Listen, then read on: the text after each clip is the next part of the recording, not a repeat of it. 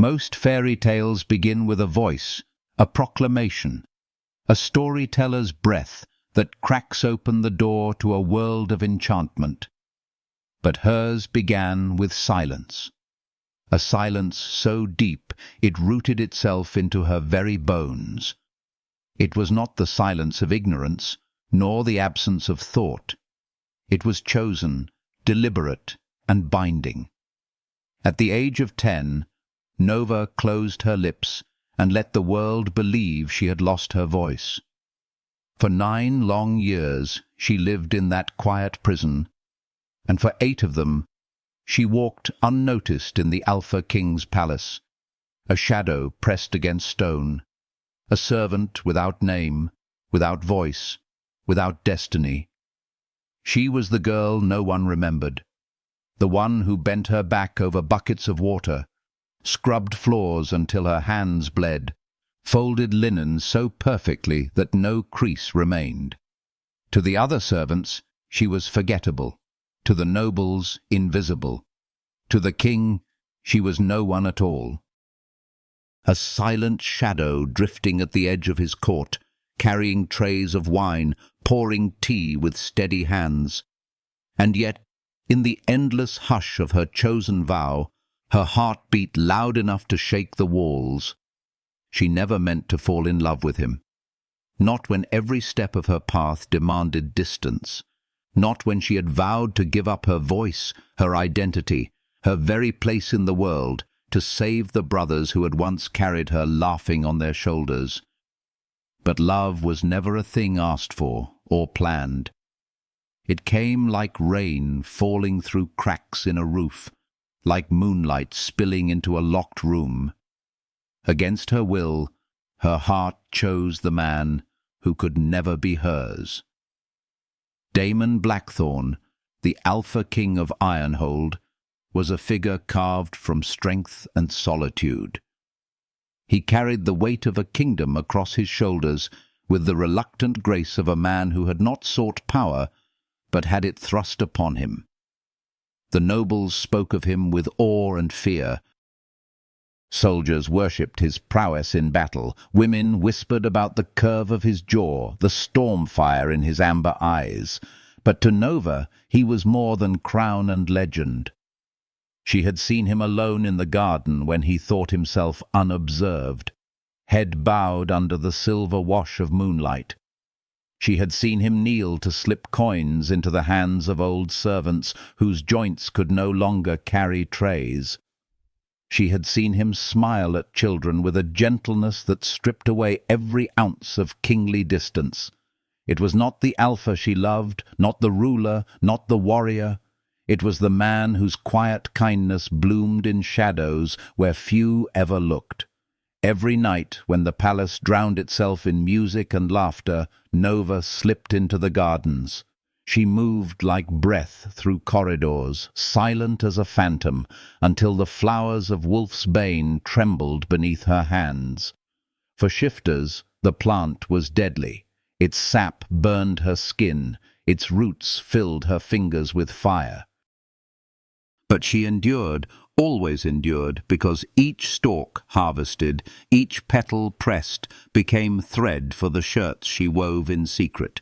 6 shirts, one for each brother. 6 shirts woven from suffering, silence, and unbroken devotion. Only when the final stitch was sewn could the curse binding them to wolf form be broken. And until then, not a single word could cross her lips. It was the price her grandmother's spirit had revealed to her in the ruin of their flight. A curse cast in malice could be unravelled only by sacrifice. For Nova, that sacrifice was her voice, her laughter, her right to cry out her own name. And so she had given it up. Year after year she had carried the weight, weaving by candlelight, while the rest of the palace slept, swallowing her tears when the fibres cut into her skin, when the ache in her chest begged to be poured out in sound. To speak even once, even a single word, would doom her brothers forever, and yet silence was never empty. In silence, her heart became louder. In silence, she loved him. She told herself it was foolishness, that she was a servant, a shadow, nothing more. But the heart is stubborn. It grows wild where it should wither, and it clings where it should release. She loved him in secret, loved him without hope, loved him with a patience that hollowed her bones. When she saw him in the gardens, standing tall and solitary beneath the moon, she would hide in the shadows, drinking in the sight of him as though it were water.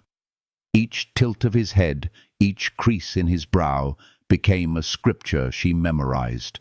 She knew when his steps were heavy with burden, when his thoughts weighed too much for his frame, when the wolf inside him stirred restless.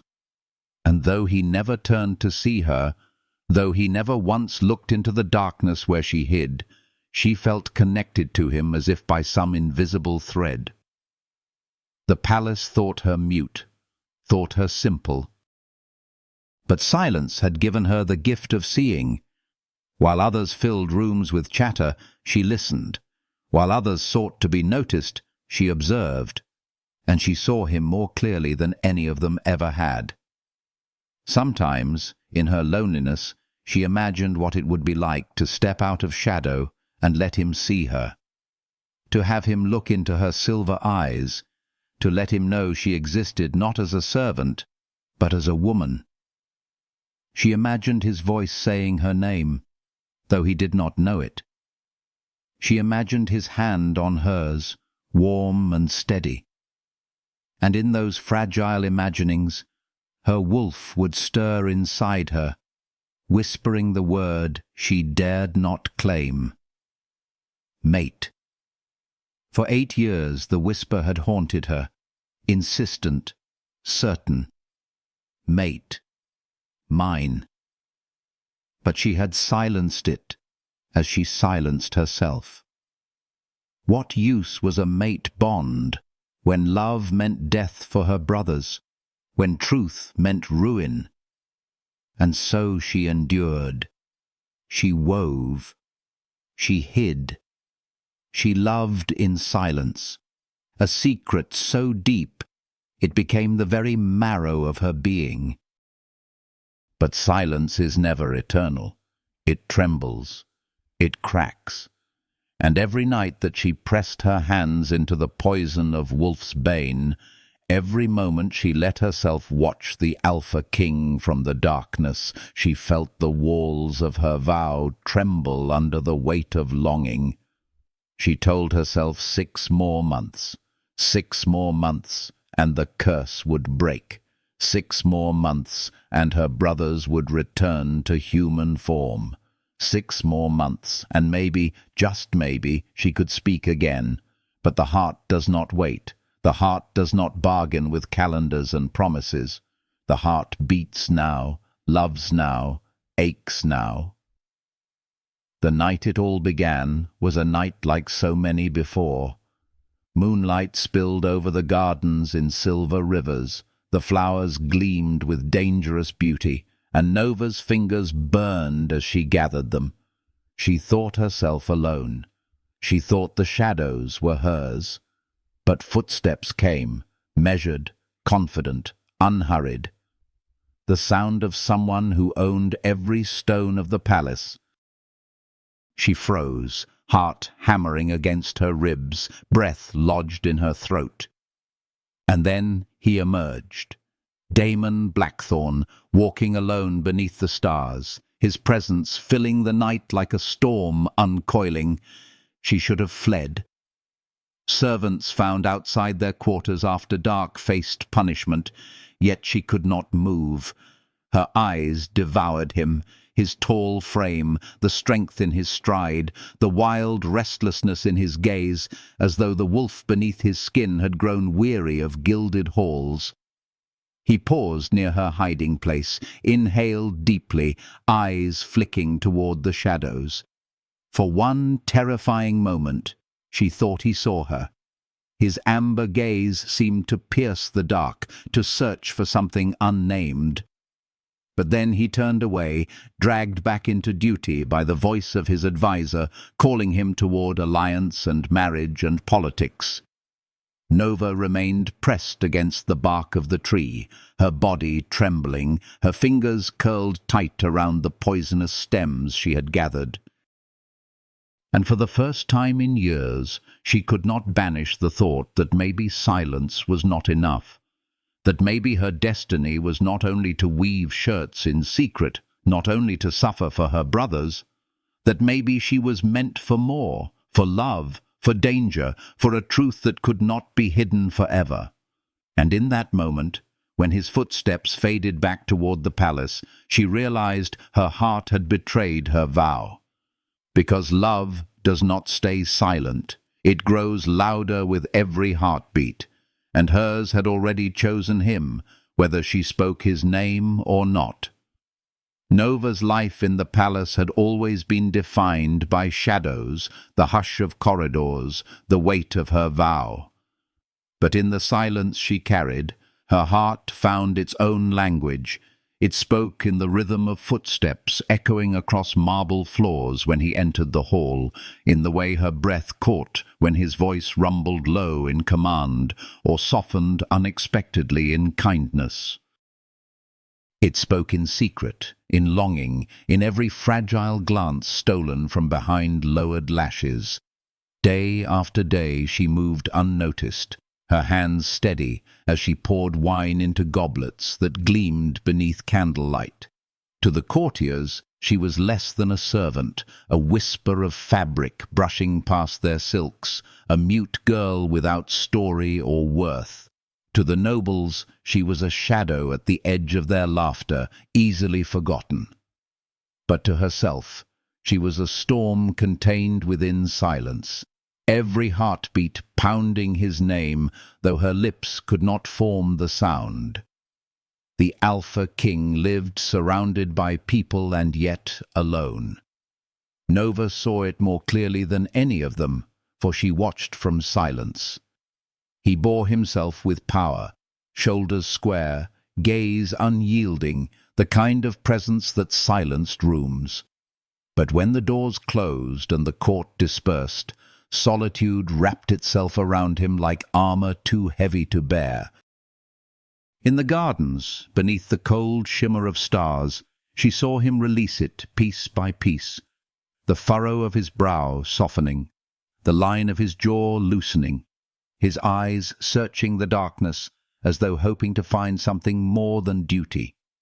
It was there her heart betrayed her completely, not when he sat upon his throne, not when he returned triumphant from war, not when nobles bent their knees in awe, but in the moments when no one else looked, when she hid among the hedges and watched him linger with a quiet ache in his posture. He was her king, yes, but more than that. He was a man worn by the burden of rule, and she loved him not for his crown, but for the fragile humanity he tried so hard to conceal. The bond whispered in her blood, that primal call of wolves that could not be denied. Every time his scent drifted on the wind, rich and grounding, her wolf stirred restlessly. "Mate," it murmured. "Mine." She silenced it as she silenced herself, burying the word beneath layers of fear and duty. To claim him would be to invite ruin. To speak would mean her brothers remained forever imprisoned in wolf form, condemned to live and die as beasts. The curse allowed no compromise, and so she remained invisible, weaving her love into silence the way she wove wolf's bane into fabric, thread by thread, ache by ache. Still, love does not obey silence. It crept into every moment, subtle and insistent. When she carried a tray past his throne, her hands trembled though no one noticed. When he spoke in council, his voice, thunder and fire, she memorized every cadence, storing it in her heart like scripture. When his laugh broke unexpectedly, Rare and unguarded, it felt like sunlight spilling into her chest. At night, when she returned to her narrow cot and pulled her weaving into her lap, she would pause, needle poised above fabric, and close her eyes. She would imagine him not as king, but as man, seated across a fire from her, speaking to her as though she were more than a servant. She would imagine the warmth of his hand enclosing hers, steady and certain, a promise spoken without words. Sometimes the longing pressed so hard against her ribs she thought it might break her vow without her consent. But she swallowed it down, fingers bleeding from poisoned fibers, reminding herself that 6 shirts still bound her tongue. The court spoke of his future as though it were theirs to decide. They whispered of alliances, of queens from distant lands whose beauty might match his strength, of dynasties to be built. Nova listened in silence, each word a blade twisting in her chest. She had always known he would never be hers. She had always accepted it, or thought she had. Yet every time they spoke of him belonging to another, her heart recoiled, fragile and furious. She had no right to jealousy, no claim to grief, and still it gnawed at her, as relentless as hunger. One evening, she carried wine into the grand hall where music soared and chandeliers spilled gold light over silk and velvet. She moved like a shadow, unseen, unheard. Yet her eyes betrayed her, drawn inevitably to the dais where he stood among nobles. His smile was polite, his posture regal, but she saw the fatigue beneath it, the weight pressing his shoulders. And then, as though pulled by some force neither of them understood, his gaze swept across the hall and caught hers. It lasted a heartbeat, perhaps less, a flicker of gold meeting silver, a glance so fleeting no one else could have noticed. But to Nova it was an eternity.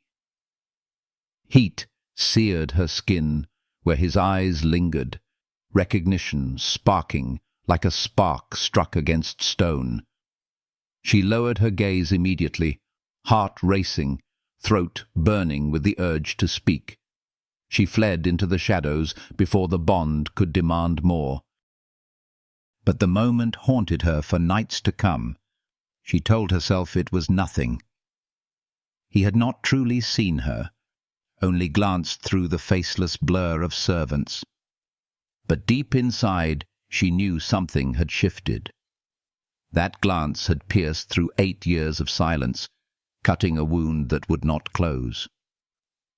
Love, once awakened, cannot be silenced again. It grows louder with every passing day, demanding, relentless. Nova found herself lingering longer in the gardens, hoping for his footsteps.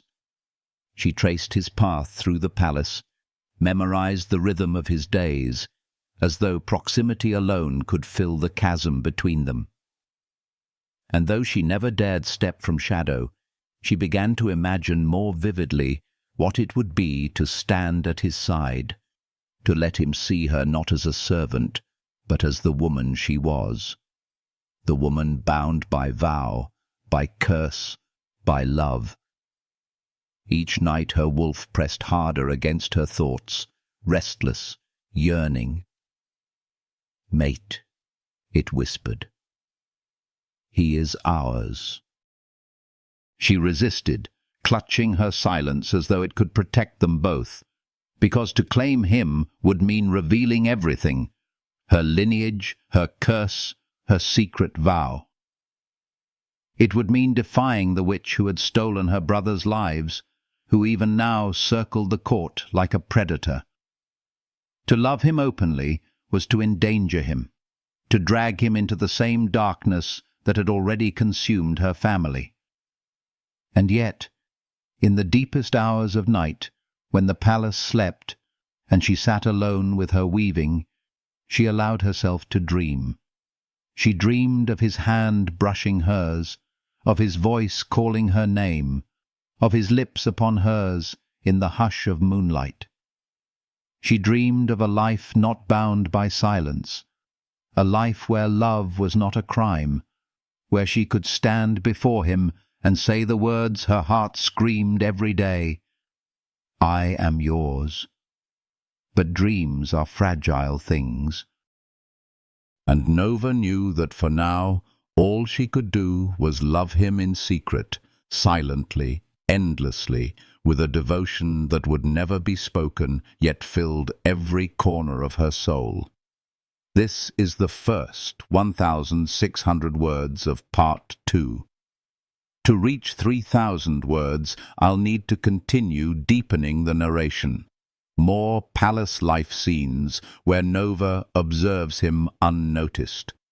Her private moments weaving and dreaming of him, expanding the tension of her love versus her vow. The foreshadowing of Morwen's looming return and arranged marriage talk. Moonlight carved silver paths across the gardens, and for once the night did not soothe him. From behind the trimmed hedges, Nova watched the Alpha King pace as if the earth itself were restless beneath his feet. She had brought her basket and knife as always, intending to harvest, to bear the small burn of wolf's bane on her fingers, the way one accepts penance. But something about his posture, shoulders squared, jaw set, eyes hunted by thought, rooted her to the shadows. The evening's celebration had not yet ended. Trickles of laughter drifted from the great hall, brittle as glass. Courtiers danced and bartered futures, and the chandeliers wore enough candles to turn night into counterfeit day. Only here, under the real moon, could a man breathe. He halted at the low stone wall and set both palms upon it. The breeze slipped through his hair. She saw him inhale, as if scent alone could answer a question language had failed. It was then that the melody of slippered feet and the whisper of silk arrived at the edge of the lawn. Another presence followed, measured, practiced, a shadow inside of perfume. She knew that scent. A shard from childhood pierced her without warning. Firelight smothered under a cupped palm, a door slammed. Her father's voice coming from very far away. The memory turned her cold. She leaned closer to the hedge without meaning to, breath shallow, pulse ricocheting in the cave of her chest. Lady Morwen stepped into the garden like night sliding off a blade. Silver braids wound into a crown that looked stolen from frost, dressed the red of ripened berries, crushed beneath a heel. She did not see the garden. She saw herself moving through it. She did not look at the moon. She looked at whoever else might be looking at her. Even her stillness seemed calculated. Behind her, Lord Brennan hesitated in the doorway, as if the garden threshold were not stone, but a cliff's edge. "Your Majesty," Morwen said, and the syllables lifted like smoke. "Forgive the intrusion. I was told these were your peaceful acres. I will leave if you wish." "Peaceful," he said, but his voice was iron. "Until the court remembers, it can follow me." Brennan bowed apology, and with a glance that asked forgiveness, retreated. The garden shrank without him. The king did not step back from the wall. For a few heartbeats, the two figures stood as if placed upon a board by different players who had only just realized they were playing the same game. "I have long admired your roses," Morwen murmured. "Silverest grows a different breed, coarser soil perhaps." She touched a petal with a fingertip, careful as if it were merely a mirror. "Wealth and iron are not the only things your land knows." "We grow what feeds us," Damon said. "Roses do not hold borders." "Nor do wolves," she returned lightly, and her smile was a glass that did not warm the liquid inside. Borders yield to strength and wisdom. I come with both. A pause, and with the wish that our shores might learn each other's tide. Nova felt it then, a skim of power like frost skirting water. Not a spell cast, but a hand placed upon the table where cards would later be dealt. A suggestion that would become hunger, a scent that would become want. She pressed her teeth into her tongue until a dull ache spread, grounding her in the pain of flesh. No word rose across the hedge to defend him. None could. Her vow thrummed through her like a chain pulled taut. "My council will consider your proposal," he said. The moon threw a stripe across his cheekbone. "Tomorrow."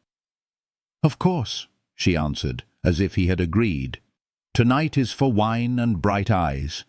I am grateful to share it as your guest."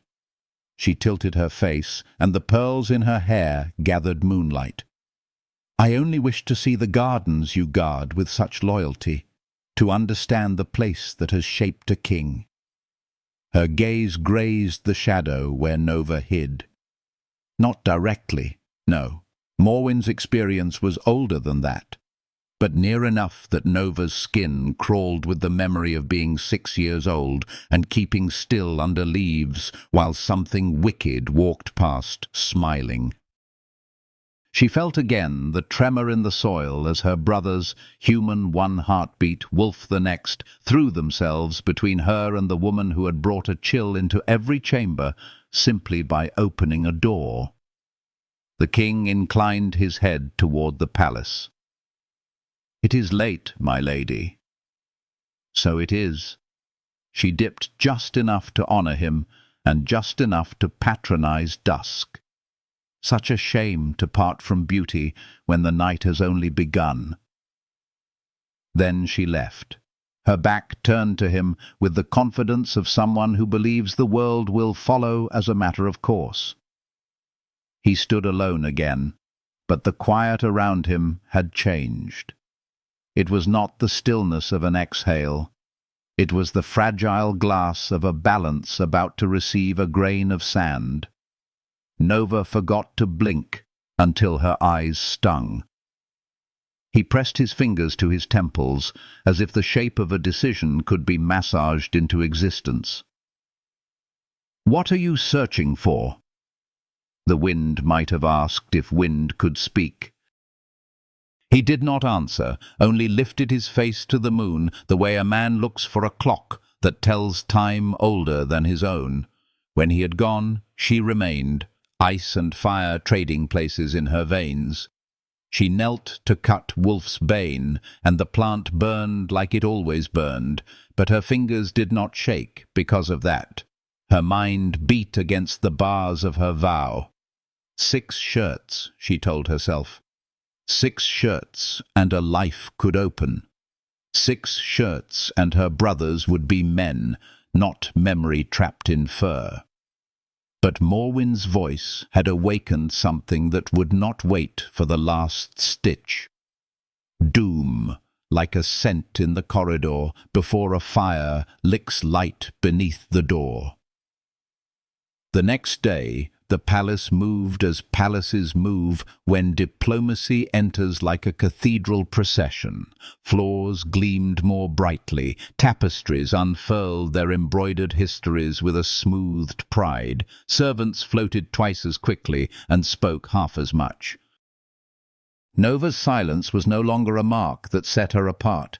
It folded her into the perfect machine. She slipped among the limbs of the court, like water around stone, and from the water she watched. Morwen danced with men who admired their reflections in her promises. She smiled at women and gave them nothing of herself. Old lords spoke glibly of alliances, of ships moored in twin harbours, of minds that might open to shared hands. The words were fine until one remembered they were meant to fill the belly of a kingdom where people ate bread or didn't. Damon spoke with each of them, polite when necessary, colder when expected. But there was a wariness behind his eyes, as if he were listening for the note just beneath the melody that tells you whether it is truly a hymn or a dirge dressed in major key. Nova was assigned to the upper service that day, a boon and a blow.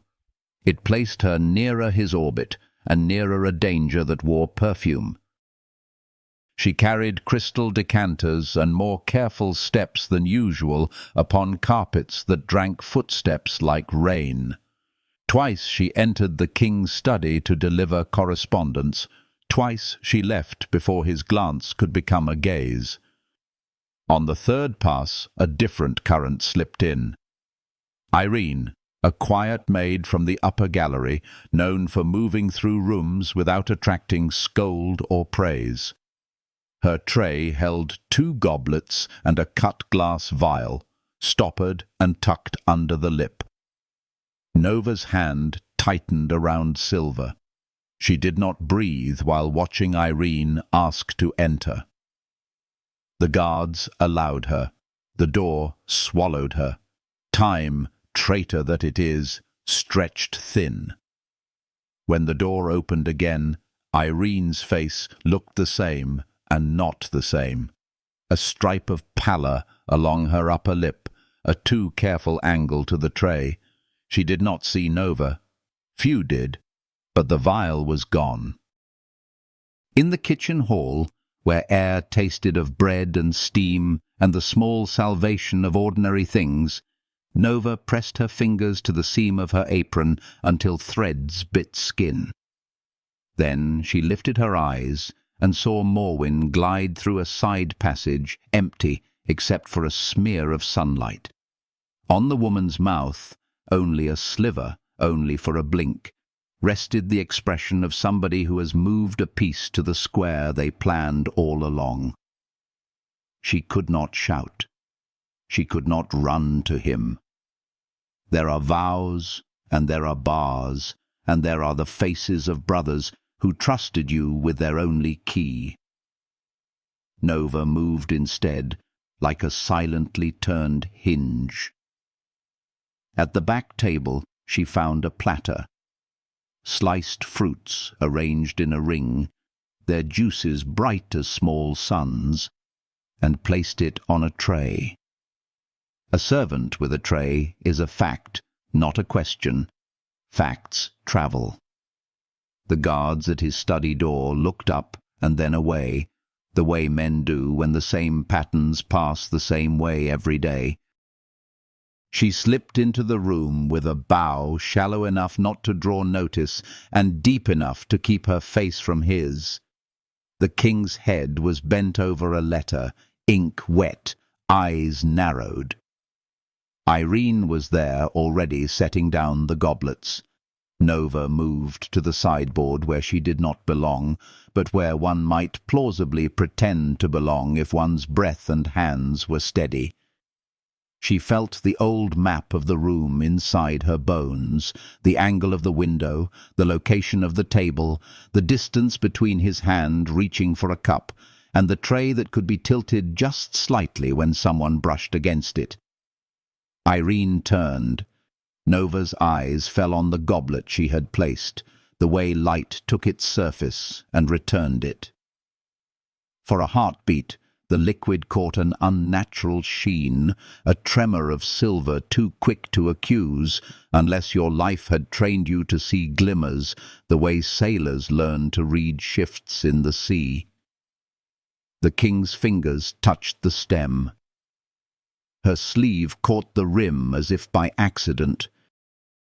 The goblet toppled, red spread across polished wood like a wound blooming.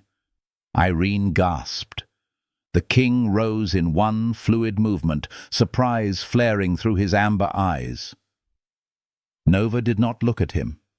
The tray creaked in her grip. A single slice of pear slid, landed on the floor with a soft thud that did not belong in this room. The air rediscovered its lungs. "Leave it," he said, but not to her. He was watching Irene. Irene, yes? She froze mid-curtsy, a bird who has realized the statues are not statues. You may go.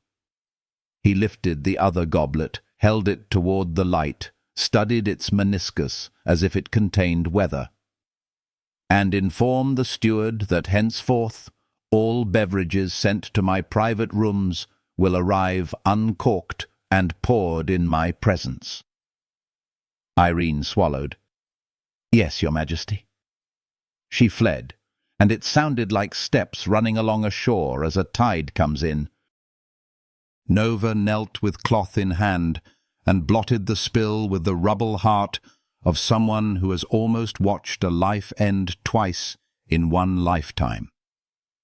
The wine seeped into the weave, a small violence that could be undone.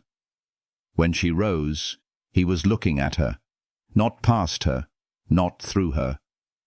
Looking. The room narrowed until only that gaze remained, warm and dangerous, like a fire one tells oneself to respect, and instead drifts closer to. "Thank you," he said, the words low. A stone dropped into a well.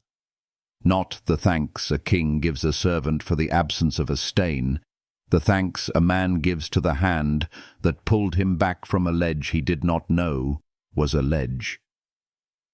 Something in her chest tore delicately, as if a seam, long overstitched, had finally given way. She bowed and backed away before the thread between them could hum any louder. Outside the door, the corridor received her like a river taking back a pebble. She moved until the world blurred at the edges and leaned into a niche behind a pillar where no one would think to look. Her hands shook. She pressed them flat against cool stone until the tremor learned obedience again. All that day rumor tried on new faces. Someone had seen the king pour out a cup as if it offended him. Someone else had noticed Lady Morwen leave the morning council with a smile the size of a continent. The steward announced new protocol for the royal table, which sent the lesser servants into spirals of confusion that spun questions into the air like gnats. The older ones swatted the questions away and kept working. Nova kept moving too, her silence stuffed full with words she did not have the right to spend. She did not return to the gardens that night. She took the hidden stair instead, the one servants pretend not to know, climbed to the roof just below the bell tower, and sat with her knees drawn up to her chest while the city breathed beneath her like a sleeping animal. The shirts waited in their wooden chest beneath her cot. Each one she had slid half an inch closer to completion these past weeks. With the last stretch ahead, time had become a molten thing. In her lap, she held not fabric, but the weight of a decision that required more than thread. If she told him, the thought stopped itself like a horse at the cliff. If she told him, her brothers would remain wolves forever. If she didn't, he would marry a woman who wore poison like perfume and called it negotiation. If she tried to save both futures alone, she would break herself somewhere between. The moon rose. She closed her eyes to the soundless choir of possibilities screaming at once. 3 days of diplomacy turned the palace into a hive whose humming entered the bones whether one wished it or not. Morwen's suite filled with gifts and empty boxes ready to take more on the road. The council chamber filled with disputes that pretended to be agreements. At the end of the 3rd day, when candles had burned down to pools and even the stubborn lords had lost a little of their polish, Damon dismissed everyone with a nod that felt like a door closing and stayed behind, alone at the table under the marred map of his lands. Nova found him there when she stepped in to clear the decanter and the plates he had barely touched. He was not looking at papers. He was looking at his hands. "Leave it," he said, and his voice was raw.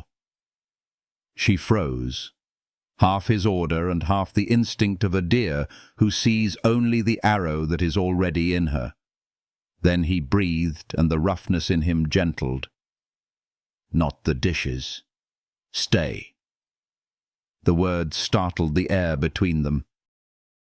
He glanced up as if he had heard himself do something foolish and had decided to accept it anyway. She moved to the far side of the table and kept her eyes on the glass she was lifting, on the napkin ring she was setting just so. The blame of the floor's earlier stain had long dried. Nothing in this room could tell what nearly happened but the two of them. "I know you cannot answer me," he said, and the admission rang like truth instead of complaint. "But if you could, would you tell me whether there is poison in my court?" The room waited. Outside the windows, the gardens held their breath, too. She did not lift her head, but her fingers stilled around the neck of a bottle and then resumed. He watched her. She could feel the heat of that attention across the table like sun through glass. At last she nodded once, not a grand motion, not a declaration. A small hinge creaked within the structure of a kingdom. He closed his eyes briefly, and when he opened them, something in his face had changed. Not hardened, not even sharpened, clarified. The kind of decision that begins with, "I'm done pretending the water is wine."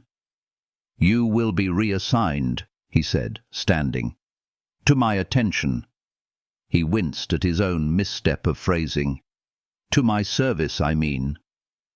The corner of his mouth twitched. "Gods help me, words are worse than swords." The laugh that almost escaped her was so swift and rebellious she clapped it under both hands like a bird caught in a house. She bowed.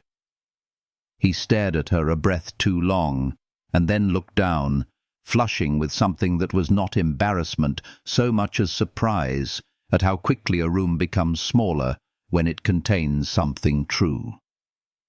The next hours rearranged her life into a shape both perilous and dear.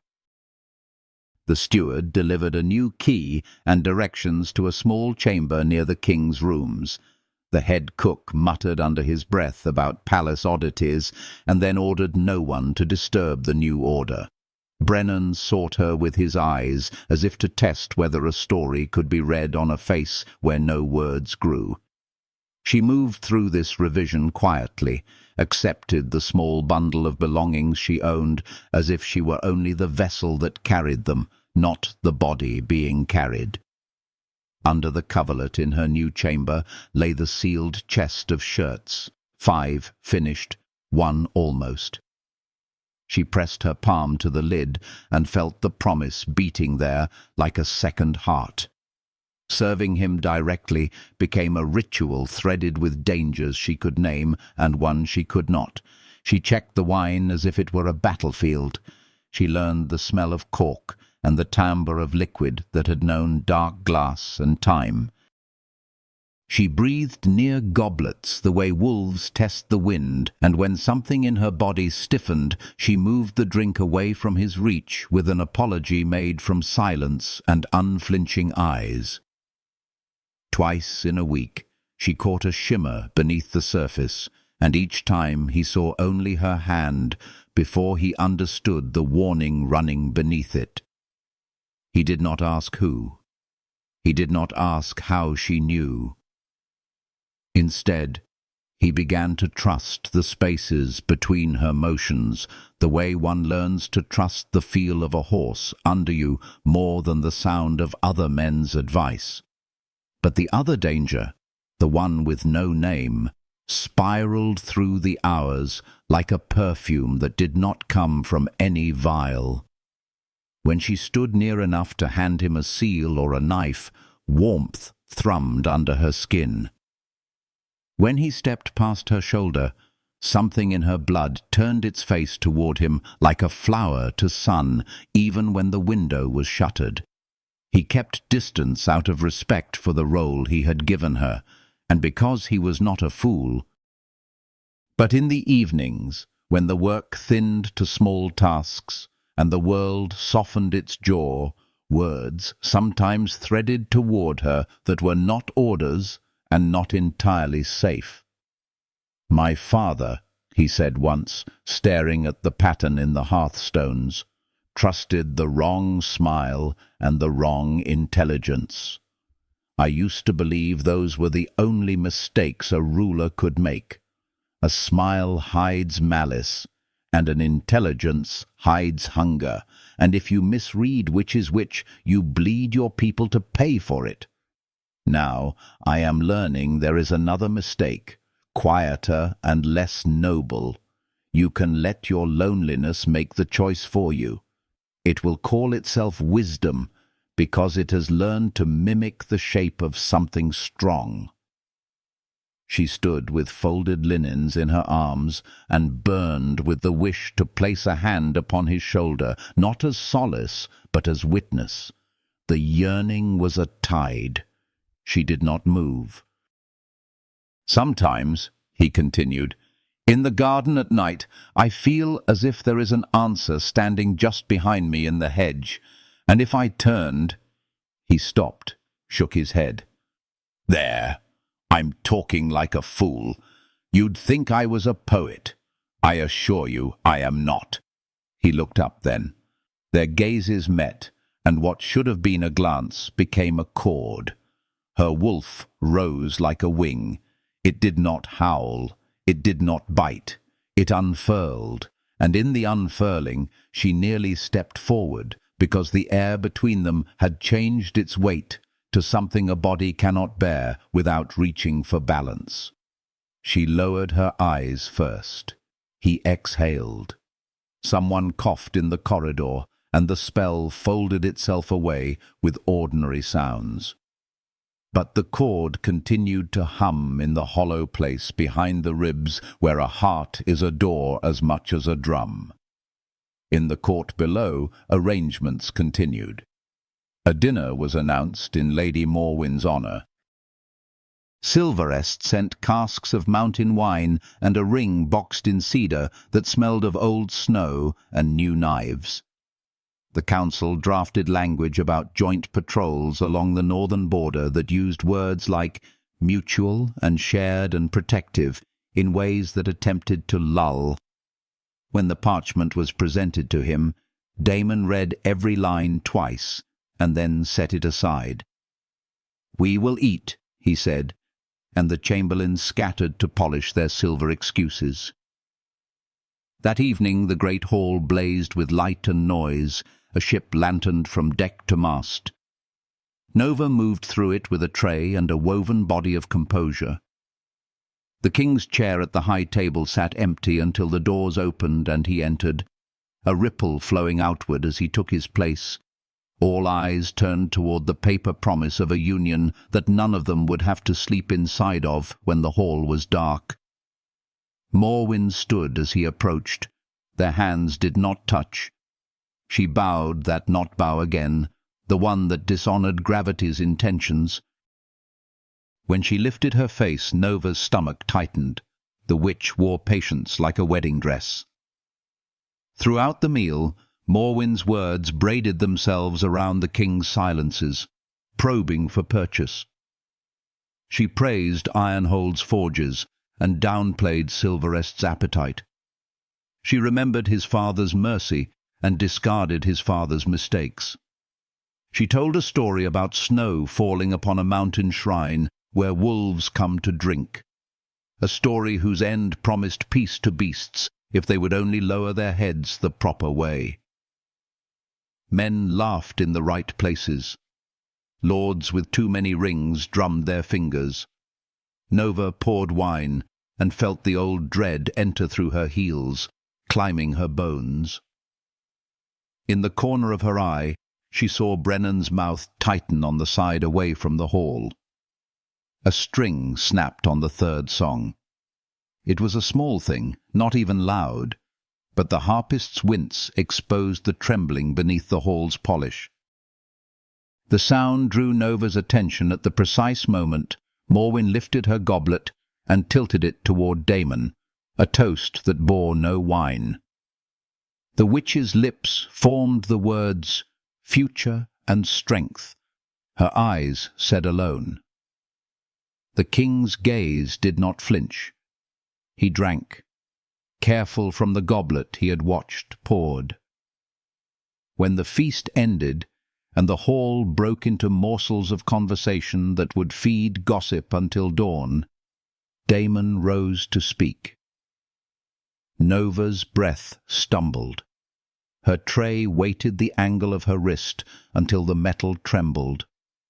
He did not announce an alliance. He thanked their guests for honoring Ironhold with their presence and said that consideration takes time if it is to be worthy of the people whose lives will be measured by it. The hall exhaled disappointment and relief in equal portions. Men who had wagered on certainty lost coins in private. Morwen's smile did not waver, which is how you could tell it was not true.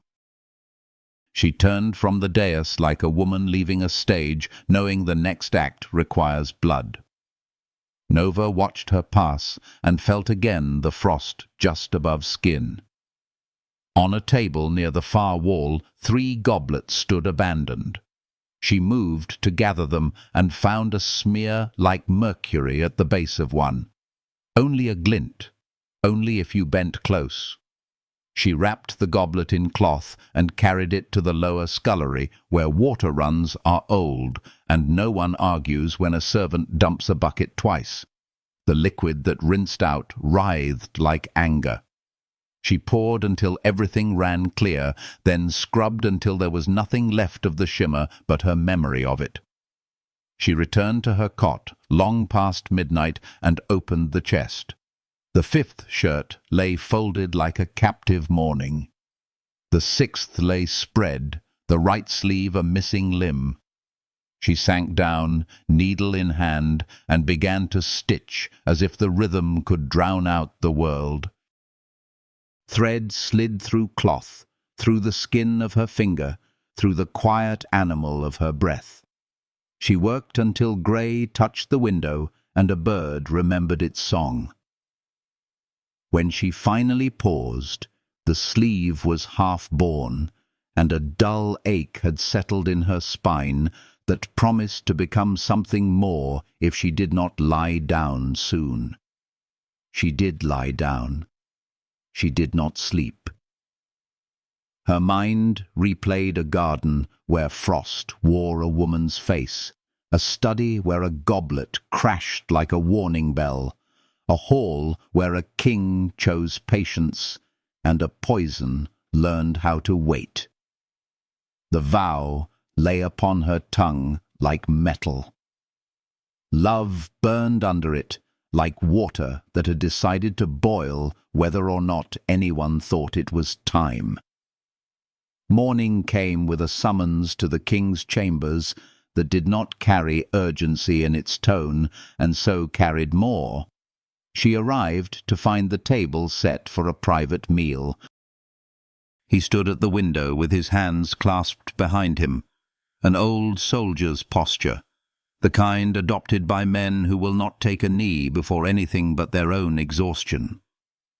When he turned, the question he did not ask thrummed between them. She answered it with every small signal she possessed. A square of her shoulders, a lift of chin, the unblinking steadiness of someone who has stared at wolves and refused to run. "Then we go on," he said simply, and the simpleness felt like a blade honed by work rather than whetted on performance. They went on. The days sharpened. A decanter brought by a new footman arrived already uncorked. She took it and poured it out in the sink, while looking at the footman until his gaze skittered to the floor and stayed there. A basket of fruit left at the king's door, gift of a minor lord who hoped to be noticed, contained a pear that stained her knife a metallic grey when cut. She threw the lot into the refuse and checked the kitchen's bins later, and found that the rats had not touched those peels. At night, she wove until her eyes blurred. In sleep, when sleep came, she dreamed of her brothers running along the tree line, pausing, turning toward her with the waiting faces of men they had not been for 9 long years. On the 7th day after the feast, the witch visited the chapel built into the western wall. The chapel was not beautiful in the ways court people approve. It was old, and it smelled of iron and smoke, and the prayers of men who have bled. Nova saw Morwen slip inside at twilight and followed, barefoot, because silence has its own shoes. Inside, candles fat with years hissed at nothing. The witch knelt, with a sweeping grace too correct to be humbled, and set a small vial upon the stone lip of the offering basin. Her mouth moved. The words did not belong to this place. Nova could not hear their meaning, but power leaves footprints. The air shifted as if a large bird had landed and folded its wings. When Morwen rose, she left the vial where it was. She turned her head, and for the first time her eyes landed directly on the shadow in which Nova stood. They did not widen. They did not narrow. Recognition, smooth and final as a seal pressed into wax. Then the witch smiled in the chapel, which was a new kind of blasphemy. "Child," she said, as if greeting the memory of a child she had broken. "You've grown." She touched the vial with one lacquered nail. "Do be careful with what you choose to carry. Not all burdens forgive the backs that bear them." She left without lighting another candle. Nova did not move for a long time. When she did, it was to lift the vial using cloth wrapped 3 times around her hand and drop it into a basin that belonged to soldiers who had died and been rinsed here before their names were carved into the wall. The liquid smoked. When it was gone, the stone bore a pale scar where it had been kissed. She went to him then, not because she could explain, not because she would allow her vow to break in panic, but because standing at his side was the only place the world aligned enough for action to fit into it. He was at his table, and when she entered he looked up, and when he looked up, the raw thing that was growing in the air between them, forbidden, dangerous, necessary, burned a shade brighter. He did not ask. She placed her palm briefly on the table near his hand, then drew back. It was a gesture invented for this moment, a language written by hunger and restraint. "Very well," he said softly. "Then tonight we double the guard at the western wall, and we will eat together in my chambers." The last sentence fell into the room like a stone into a pool. The ripples that came after had nothing to do with poison. That night, the moon lifted slow over the city, and the two of them sat at a small table with plates that cooled, because neither had the skill to eat and be human at once. He spoke sometimes in a voice that knew how to be strong without being steel, and she listened with a silence that knew how to be more than absence. When she lifted her eyes, he was there. When he reached for his goblet, her hand moved first. It was not ceremony, and not yet confession. It was the rising slope of a story leaning toward its first summit, the one from which you can finally see all the paths that will hurt. Beyond the window, the fountains in the garden made their own arguments for mercy. Above the roofline, the stars looked like herbs scattered by a grandmother's hand, a blessing, a recipe, a warning. Between them, between the old magic of sky and the new hunger of a court that would devour a king if it made for a better song, sat a woman who had given her voice for her brothers, and a man who had learned that strength includes learning when to be vulnerable. The witch had returned. The game had begun, and love, disobedient to every rule written to tame it, kept growing in the dark like something that had learned to make its own light. The first nights were careful. A table the size of a battlefield between them, goblets placed like sentries. The quiet, an animal whose back might be stroked or broken, depending on how a hand moved. He spoke of border skirmishes and grain counts, and the way the northern wind can fool a seasoned rider into believing spring has arrived a week too soon. She listened, not as a servant ticks off duties, but as if she were learning the map of a country whose rivers had no names yet, and whose mountains might, if she were patient, allow her to climb. Her presence made the chamber a different room. He learned that when she poured, she tilted the neck of a bottle, not just to spare a spill, but to feel the air on the surface first, to read it the way a healer reads a pulse. He learned that her silence did not mean emptiness. It meant a violin tuned so fine that even a breath could make it sing. He learned, with a start that felt like hope and fear braided, that he did not look at the door any more when she was gone. He listened for the soft shape of her step instead. On the fourth evening, the table was smaller, set near the hearth, so the fire could apprentice itself to their warmth. On the sixth, he forgot to sit on the far side and took the chair next to hers, realizing only when their knees discovered each other under the wood that distance had eroded while they were looking elsewhere. On the eighth, candlelight found the holt of her throat and would not leave it alone. On the 10th, when she reached to refill his cup and their fingers grazed, the contact jumped between them like Flint's first spark, the small, clean violence that makes a life possible when tinder is ready. They did not speak of it, which is to say, he did not, and she could not. The restraint made the room glow in a color no painter could catch.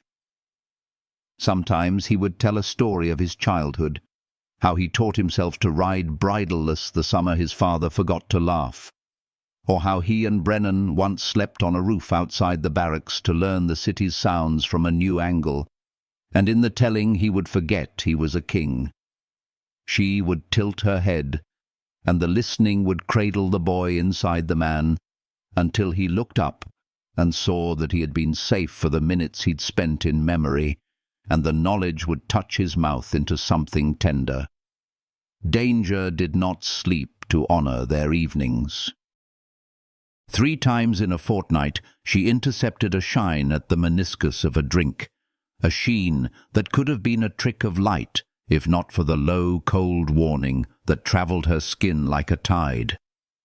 Twice she found the glare in a glaze on meat, and scraped it clean into a bucket meant for ash.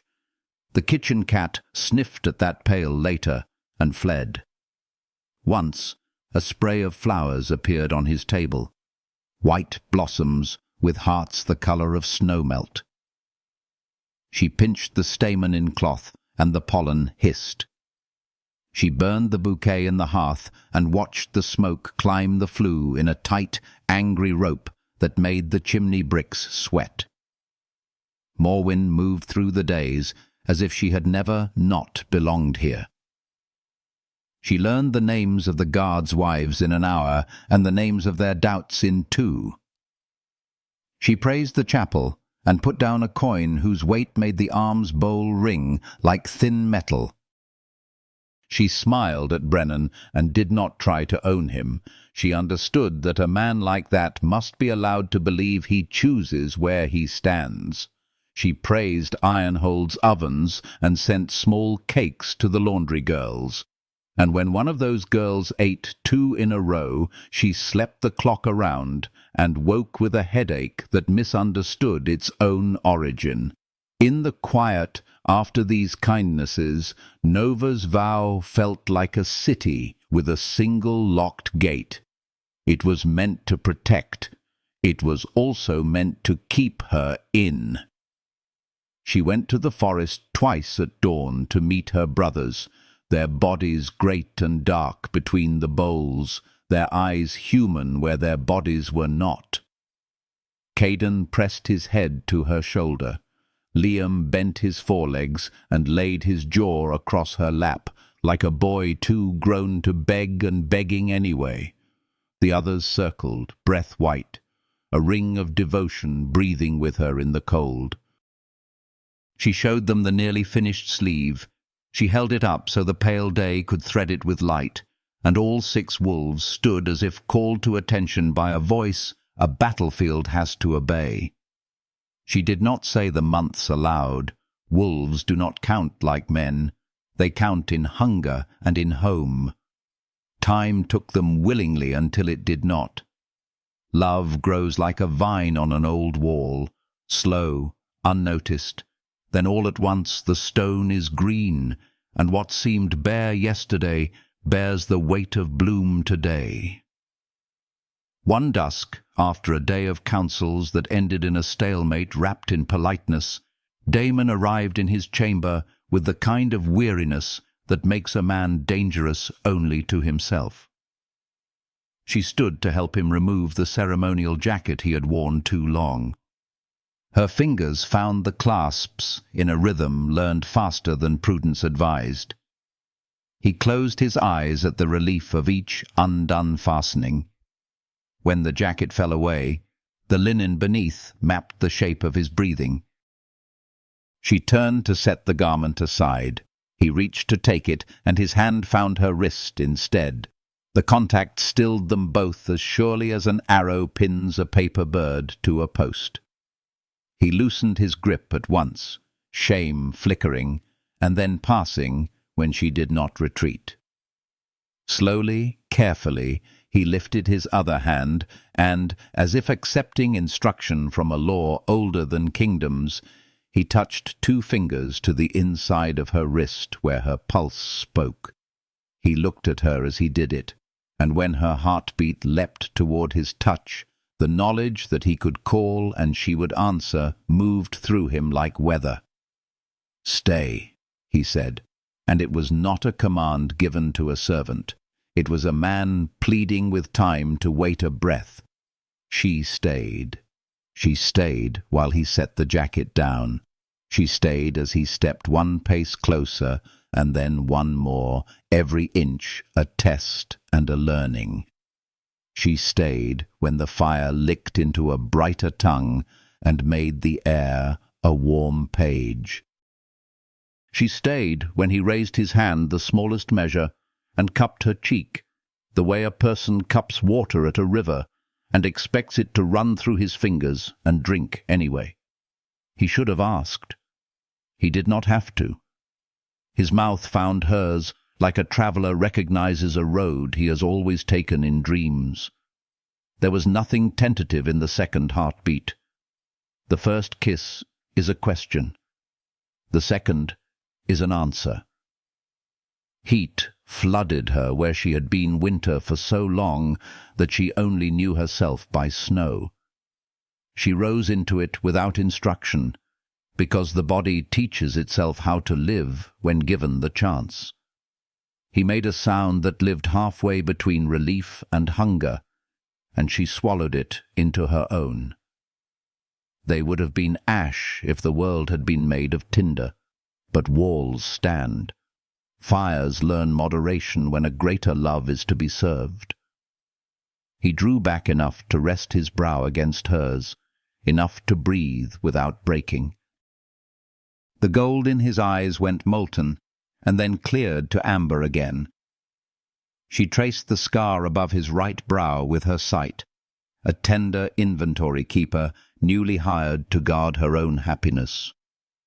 "This is madness," he whispered, smiling like a man who has found a way to name a star.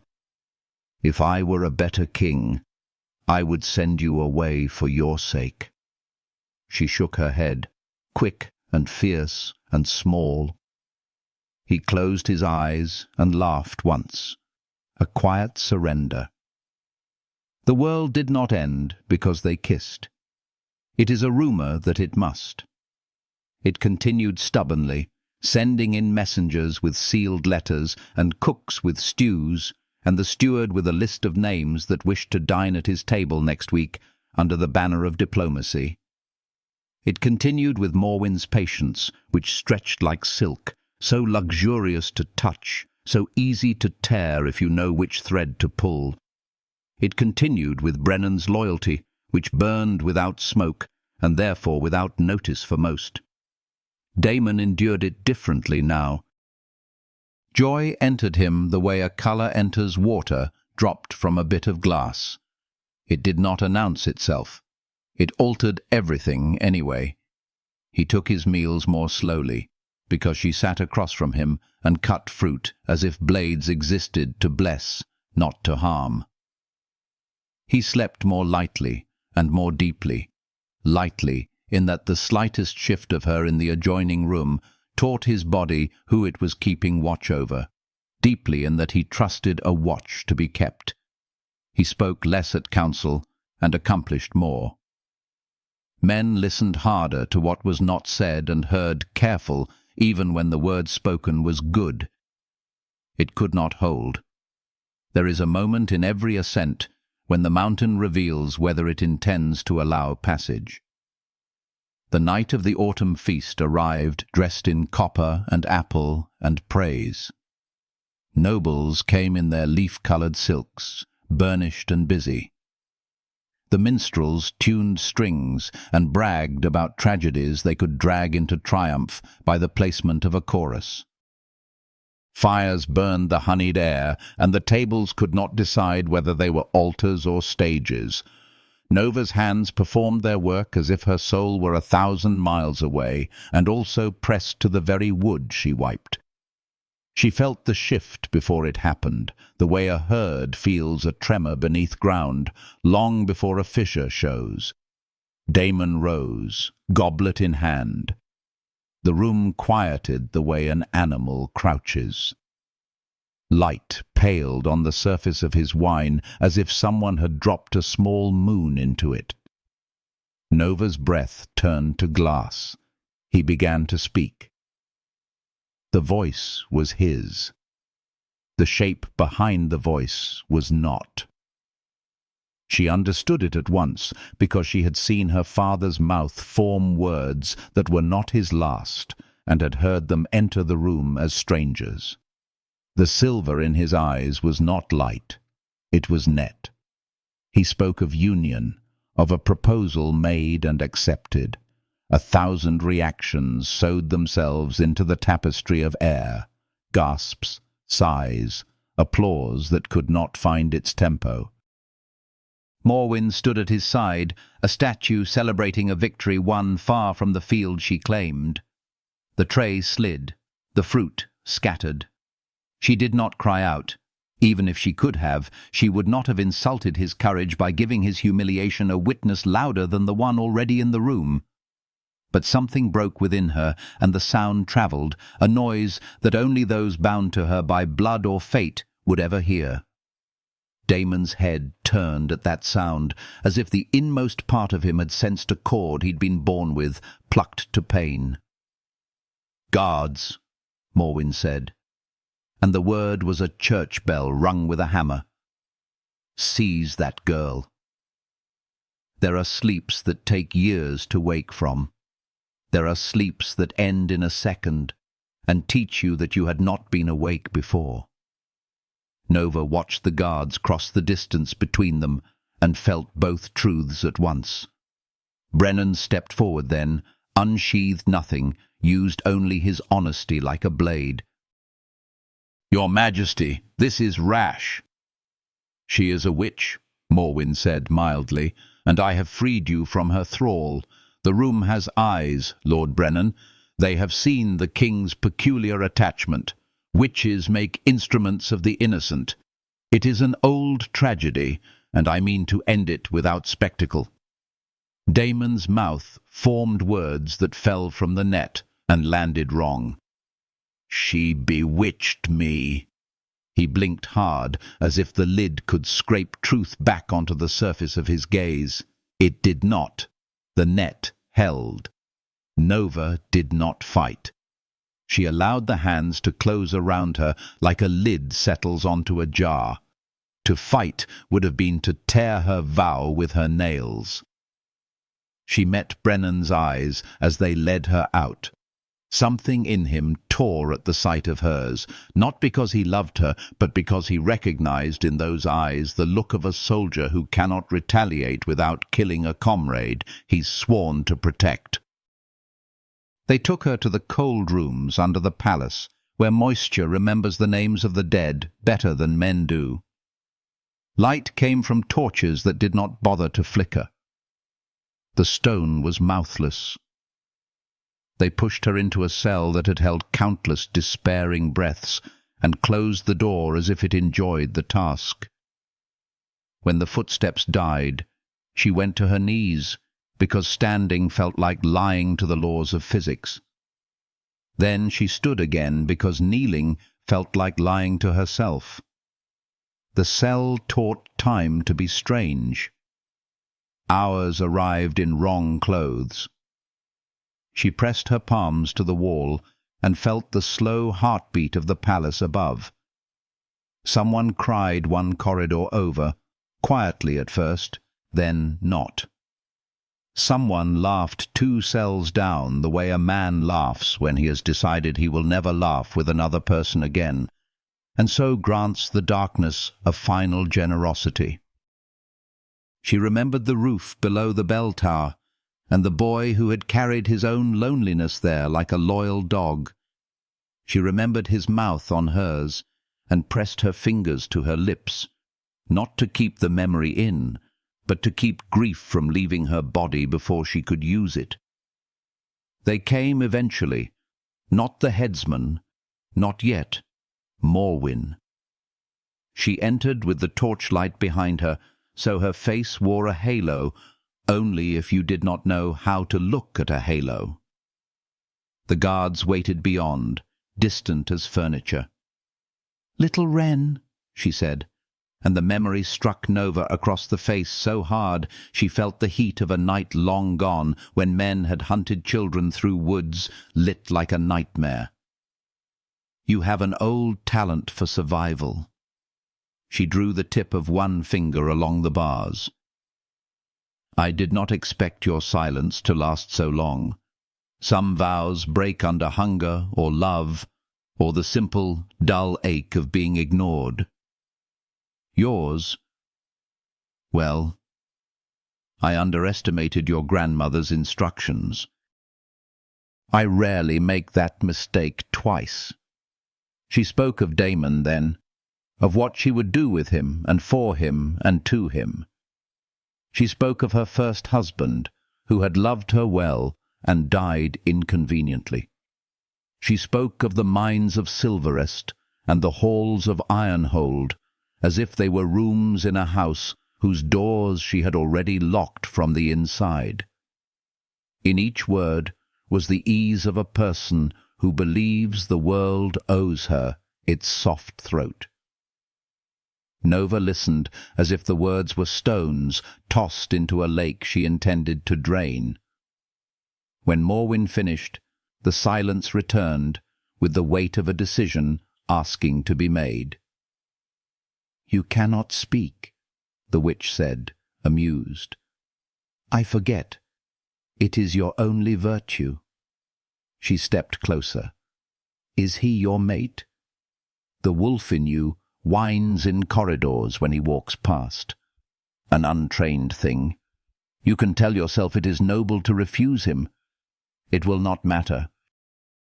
He will be mine until I have taken from him everything worth having."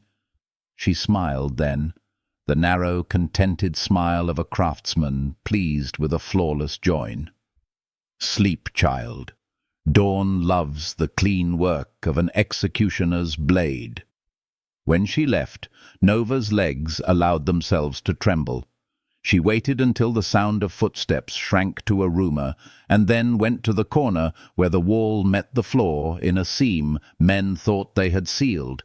She pried at the mortar with her fingernails, with a broken bit of tile, with hunger sharpened to purpose. The palace is a body.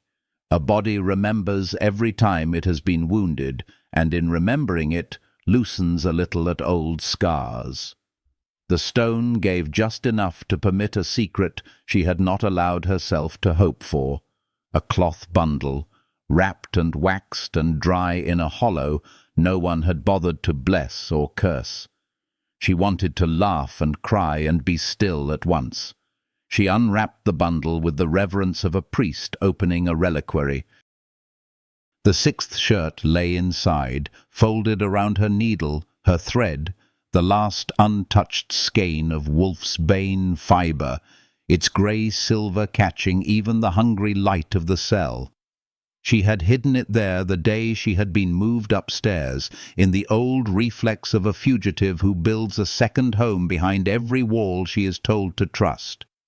She sank back onto the pallet, drew up her knees, set the cloth in her lap, and began to work. Pain is a function. It tells you that you are alive so that you will remain so. The fibres bit. The needle went in and out, a little metal heartbeat, patient as stone. She stitched through the small hours, and when exhaustion tried to tilt her head sideways, she pictured Caden's wolf touching his brow to hers. She pictured Liam doing his ridiculous shuffling dance. She pictured Damon's hand at her wrist, the feel of his pulse answering hers, like drums at opposite ends of a field, learning to march together. Somewhere above, the hall where the announcement had been made sat empty and stale. Somewhere, Brennan argued with a man who no longer recognized argument as love. Somewhere, Morwen slept the sleep of a predator who believes the trap has been sprung and so erupts in the short, graceless dreams of animals with full bellies. Somewhere, 6 wolves lay in a copse beyond the city, not sleeping at all. The cell learned to breathe with her. The torch guttered in the corridor. Another was set in its bracket. The smell of tallow moved the curtain of air back and forth against the bars. She stitched. When her fingers cramped, she opened them and forced them closed again. When blood mottled the fibres, she pressed the fabric to her lips and whispered a word she had not spoken in 9 years, not a name, a promise. Grey came again, thin and dishonest at first, and then definite. Footsteps, too many, keys, the scrape of the lock, hands. She folded the shirt so her body hid it. A guard, kind in the way men become kind when they do not know how to live with themselves, looked away at a moment he had been ordered to look directly. She slid the cloth bundle beneath the bodice of her dress and wrapped her arms around herself as if she were suddenly cold.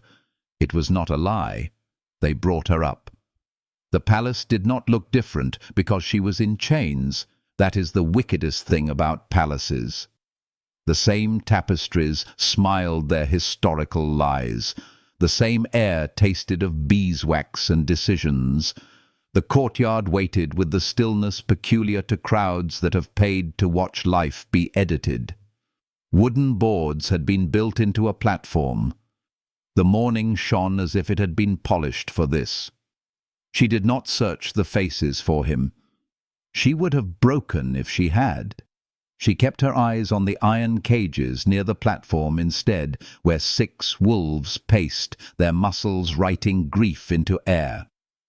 Liam flung himself against the bars, and the bars said no. Caden's eyes found her and held without blinking, a vow passed between animals who know the cost of making one. Morwen arrived, dressed like midnight, pretending to be Mercy. Damon was brought too, not as a king walks, but as a man led by the echo of his own steps. The silver in his gaze had deepened. Somewhere under it, a trapped animal tore at net with teeth that bled. Brennan stood near, older by years than he had been the week before. The herald spoke. The executioner stepped forward, a man no better or worse than the work he had been given to do. Nova moved as the guards directed, knelt where they directed, bowed her head, not because they asked, but because a different altar deserved the gesture. "Any final words?" the herald jeered, and turned his face to the crowd to share the joke. "Silence is a blade if you hold it right." She held it. Then she reached into the seam of her dress and brought out what her vow and cunning had preserved. Cloth unfurled. Light found the wolf's bane thread and made it a river. The square buckled a fraction. Sound tore itself like fabric. She stood. The guards shouted. She threw the first of the shirts to the first cage. It sailed like a small storm. Wolf shoulders accepted it like armor they had been born to wear. Light, this time the kind that frees, flared. Fur shivered. Bones remembered. Damon surged to his feet without meaning to. The net tightened and then quivered as if a harp string had been plucked too hard by an amateur and would either sing or snap. Morwen's hand came up, long fingers shaping a word. Brennan grabbed her wrist. Only an instant, only enough to interrupt one syllable. It was all interruption requires. She threw the second shirt, the third, the fourth.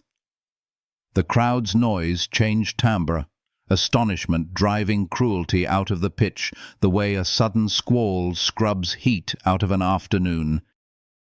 She moved faster, not frantic, precise, like a scribe copying a holy text before the light fails. Fifth. Sixth. The world did not correct itself yet, but it began to. The wolves broke into men within the glow their suffering had spun out for them.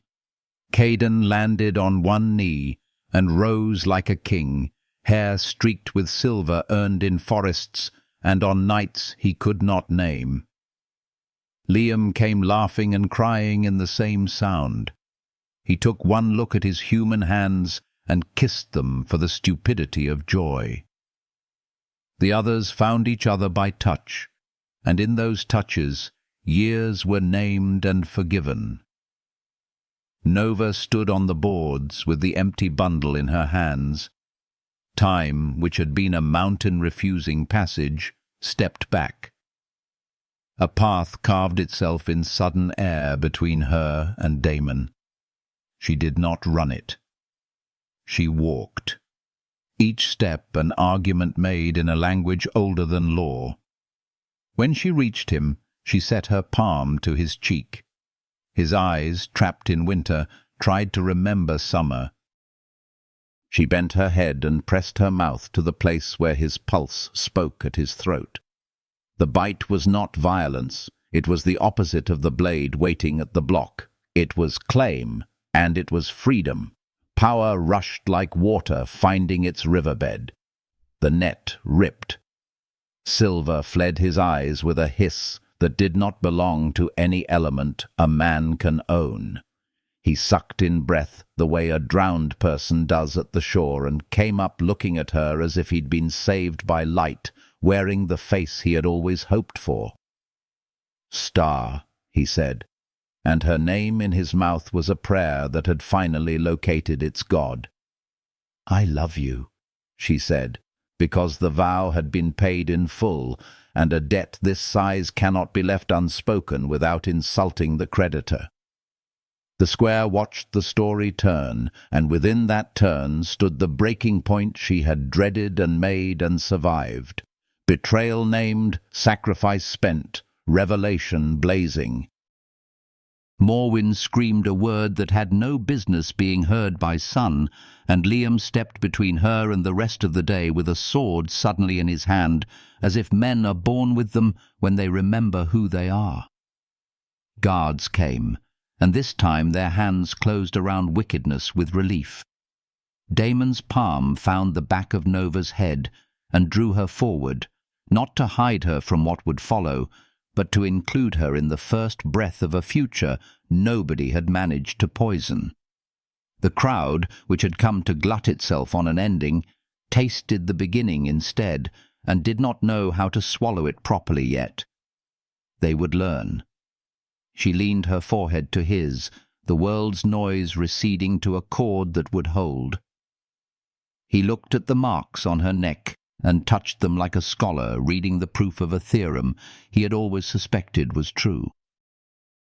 Caden reached the platform then, stood beside them, man and king and brother, and in the small circle made by their bodies, the past and the promise shook hands. Love had cost everything she had to give. It would cost more. But it had given back a life prepared to spend itself with joy. And on the far side of that spendthrift promise, another vow waited, not the kind that silences, the kind that sings. The courtyard had never known silence like that, the hush of 1,000 held breaths, the stillness of a world remade in one heartbeat. Chains lay shattered. Wolves stood where men once had been, and men where wolves once paced. The witch's scream cut through the air like a blade of ice, but it could not undo what had been done. Nova's vow had been fulfilled. Her brothers were free, and the Alpha King's eyes, cleansed of silver snares, burned with a love that made the crowd tremble. And yet, freedom is never without cost. The guards moved to seize Morwen, but darkness clung to her like a second skin. She lifted her hand, and the torches dimmed, shadows crawling across stone like snakes. Her laughter echoed against the walls, sharp and cold, a sound that promised vengeance even in chains. "Do you think love can stop me?" she spat, her gaze finding Nova. "Do you think a girl's silence and a king's kiss can unravel centuries of craft? You will kneel yet, all of you, when fire consumes your houses and wolves starve in your streets." Her words sent a shiver through the court, and for a moment the hope that had bloomed threatened to wither. But Damon stepped forward, his hand closing around Nova's. The crowd saw it, saw the king of Ironhold choosing the mute servant, the hidden princess, the woman who had saved him when no one else could. His voice rang across the courtyard like a bell that could not be unheard. "No more!" What followed was not battle, but reckoning. Morwen was dragged away, her curses biting the air, but powerless now that the bond she had woven around the Alpha King was broken. Brennan gave the order, his eyes never leaving Nova, as though watching to make sure this miracle was not a dream.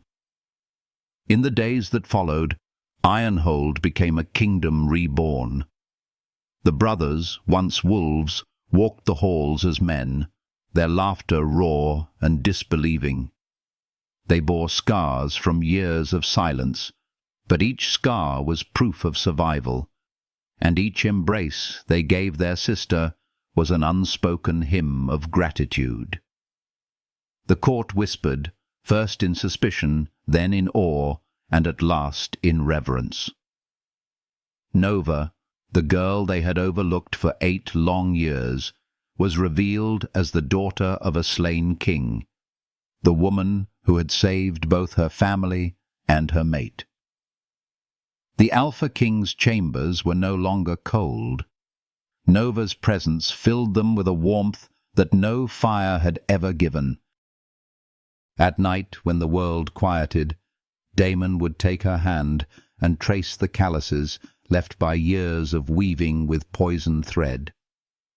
"Every scar," he murmured, "is a crown I will honor." And though she had lived in silence for so long, Nova spoke now, her voice soft but steady, as if words themselves had been waiting for her lips to return. Their love did not erase the shadows, but it made them bearable. For even as the kingdom celebrated, whispers of Morwen's return lingered like smoke that refuses to leave stone. The witch was not gone. Her power had been wounded, not destroyed. The nights carried omens, the sudden hush of forests, the strange burn of stars falling too low, the sense that battles yet unseen were gathering. But Nova no longer stood alone. She had her brothers at her side, their loyalty unshakable. She had Brennan, whose quiet watchfulness was a shield stronger than iron. And she had Damon, whose vow was spoken in every touch, every glance. Never again would she be a shadow. And so the tale that had begun in silence ended not in sound, but in harmony. A kingdom healed, a family restored, a love that had defied curses and crowns alike. Nova, once the voiceless girl in the corner of a palace, was now its queen, her voice a song that turned fear into faith. And though enemies would come, though darkness would rise again, as it always does, the people of Ironhold would remember the day silence broke into song and love proved stronger than any spell.